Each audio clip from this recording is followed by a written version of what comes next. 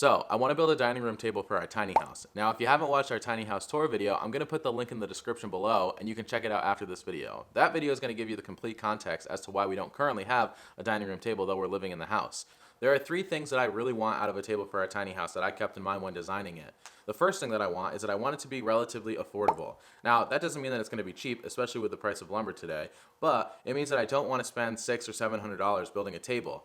As you saw in our tiny house cost breakdown video, we're really interested in keeping everything that we can in our tiny house budget friendly. That's the whole purpose that we're living in a tiny house in the first place. The second thing that I'm considering when I'm building the table is that I don't want it to be a one-size-fits-all. I want the table to be multiple sizes for multiple circumstances.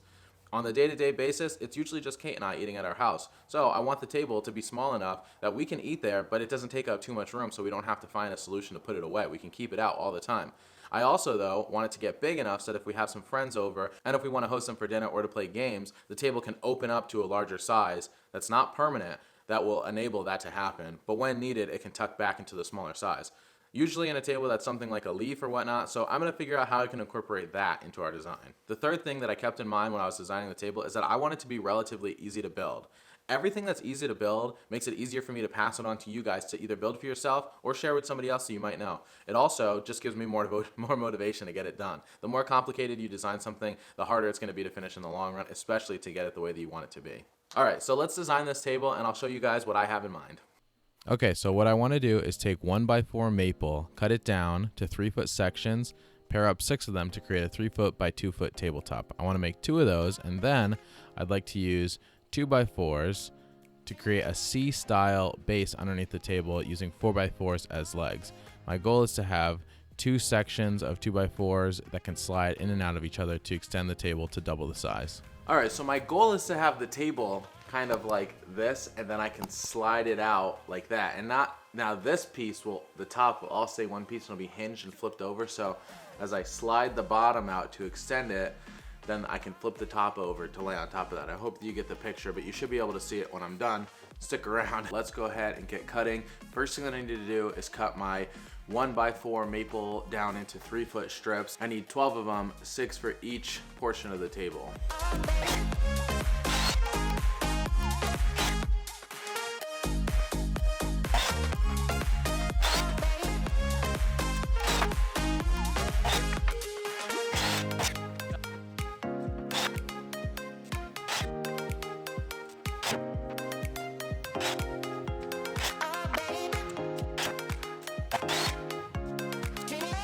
I've got all the pieces cut for the tops of the table, and now what I've got to go ahead and do is lay them all out. I cleared off my circular saw or my miter saw, and now I'm going to go ahead and lay these pieces out and see how I can best get them attached to one another. I'm going to take a minute and I'm going to test if my Craig jig is going to allow me to make the correct depth screw hole that I want to be able to hold this together correctly. It's important to test things beforehand just to make sure that everything works out so you don't mess up all your pieces accidentally just because you weren't willing to waste a small piece of scrap to test it.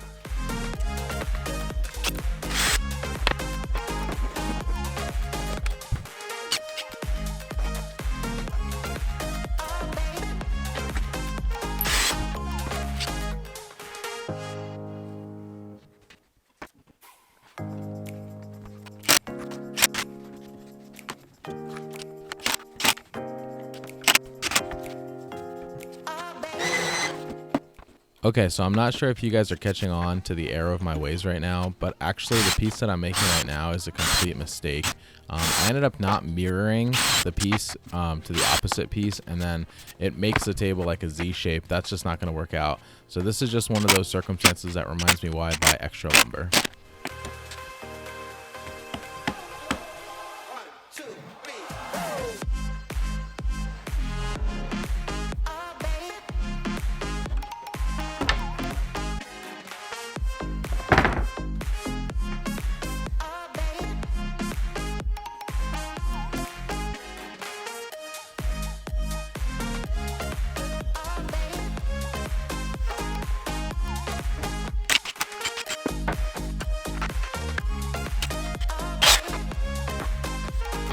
All right, I made a little bit of a mistake when I first installed. You guys may have already caught on to it, but basically I forgot to mirror the sides when I was screwing these end pieces on, and what I ended up doing was actually installing them opposite of one another so the table looked like a big Z. That's not gonna work out, so I took some time, flipped them around. Then I realized that if I put some pocket screws right here to hold all the boards together, then it will make it a little bit better. I don't really like using glue in situations like this. I've done it in the past, and I know if you sand it well, if you don't do too much glue, it works out really well. But once you stain it, I feel like you pretty much always end up with some kind of discoloration around the seams.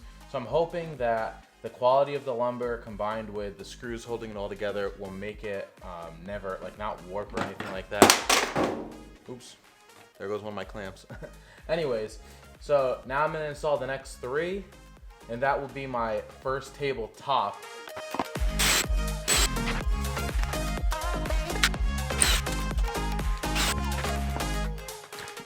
If you guys have any suggestions for how to better use a Craig jig, I really don't enjoy clamping it down every single time, and it ends up covering the hole with the clamp, and then I have to clear out the hole using something like a screw or a pencil and whatnot. And I think that it's just cumbersome. If you guys have any better ways to use a Craig jig, let me know in the comments below.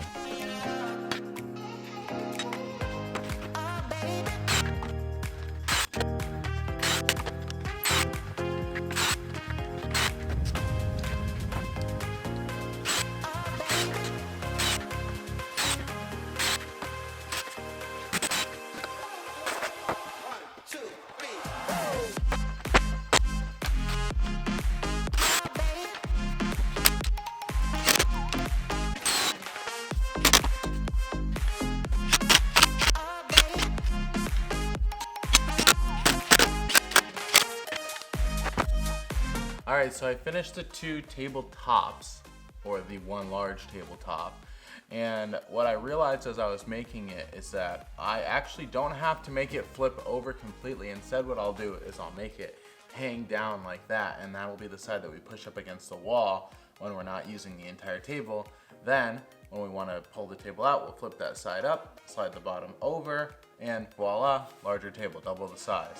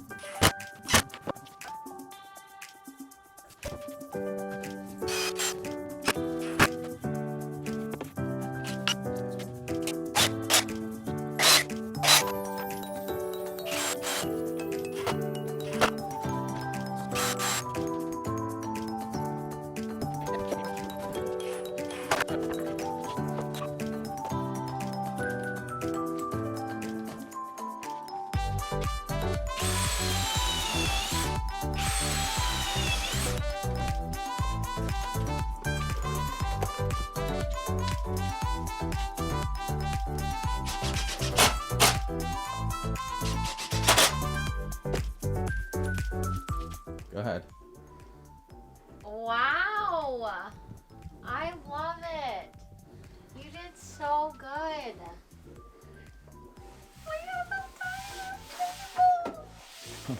Wow, it's so nice.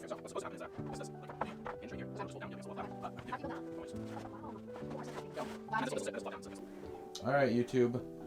That's the final product. Let me know what you think. And, Like and subscribe for more content. oh yeah, go follow us on Instagram on the screen right now.